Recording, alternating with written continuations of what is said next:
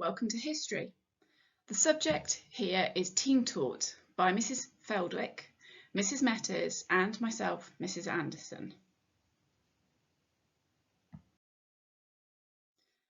If you are thinking of choosing history at A-level, you need to be interested in the subject. That obviously goes without saying. At A-level, you're not only going to be learning about what's happened, but making your own judgments about the past as well, as to why things happened. In some cases, you will be evaluating the evidence. You'll be challenging the historian's interpretations based on your own views.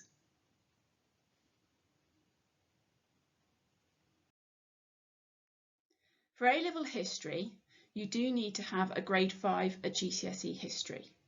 However, if you've not studied history at GCSE, you could still study at A-level, depending on what your English grades are.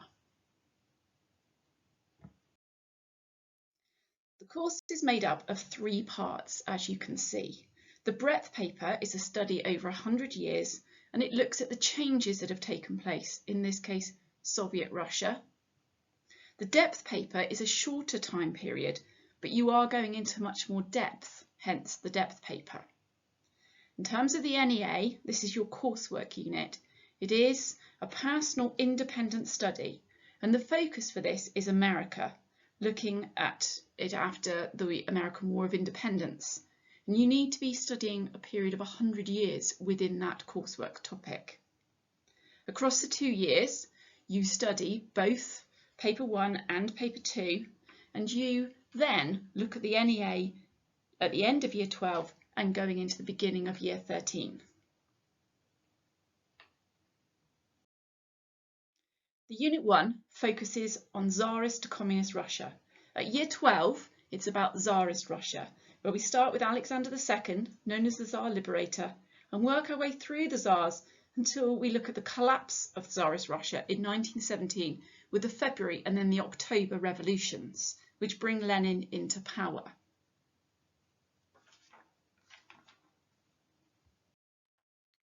Within year 13, this covers the communist period of Russia. So the control of Lenin, where he establishes communist Russia, then Stalin, the consolidation period, and followed by Khrushchev, which is not the end of communist Russia, but it marks the end of our time period. We look at the importance of ideology throughout this period in terms of its impact on the economy, on society, and on the status of the Soviet Union. Unit 2, Britain 1951 to 2007, starts in the year 12 period looking at conservative years of dominance in the 1950s. And we look at the political control, we look at the economic developments, we look at the social change, as well as our relationship with Europe and the process of decolonisation, the breakup of the empire. In year 12, we study these main topics until 1979. For year 13, we pick up in 1979 and the rise of Margaret Thatcher. So we focus in year 13 on the Thatcher years and the Blair years, following the political changes, the economic developments, the developments and changes in society, as well as our foreign affairs and our position within the global world.